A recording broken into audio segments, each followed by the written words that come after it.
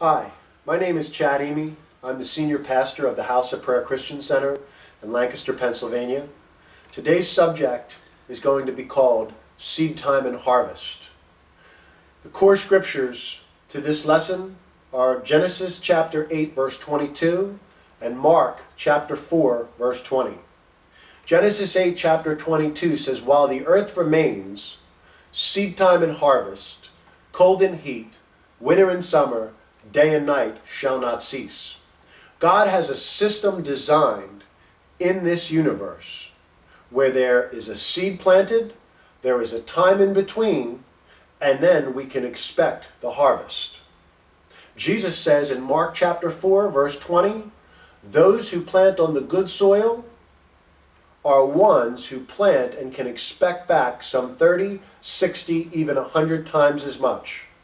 The Bible talks about whatsoever we sow, that is what we can expect to reap. When you understand that the most valuable seed in this universe is the Word of God, then the number one goal as a Christian is to plant the seed of the Word of God into the lives of the others, specifically planting it into the soils of their heart. When the Word of God is planted within the soil of a man's heart, the Word of God will do its work, it will produce, and you can expect 30, 60, even 100 times as much on whatever it is that you're planting. So the question arises, what are we as Christians supposed to plant and give back to God? Yes, first and foremost, we are supposed to plant the seed of the Word of God. But then God asks three things of us. We are to plant with Him and with our brothers and sisters and with this world our time, our talent, and our treasure in that order. A lot of times when people hear this subject of seed time and harvest, the first thing they think of is money. Yes, money is part of His system, but it's the lowest form of commerce in His system.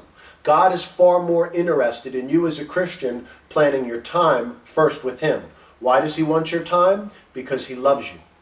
He loves you and He wants to spend time with you as His children. When you plant your time with God, you can expect that God will in return give you back 30, 60, even 100 times as much, so that you have that much more time to spend with Him. As you plant of your time, you will learn from Him. Then you will be able to plant of your talents. As you plant of your talents, then you will come to the point where you will be able to plant of your treasure. I always tell people, if you don't spend time with God, you're never going to have enough faith to give of your talents or your treasure. So when you spend your time with God and you learn the concept of seed time and harvest, you will find that God will not let you down. There is a time to plant. You plant your seed. How you believe and what you do will determine the outcome of your harvest. I've had many say, "Pastor, I planted seed, I planted my time, I planted my talent, I planted my treasure, yet I have no return." Jeremiah chapter 5 clearly states the reason the harvests are kept from you, Jeremiah 5:23-25, the reason your harvests have been withheld from you is because of iniquity and because of sin. So once again, when you plant your seed, there is a time in between.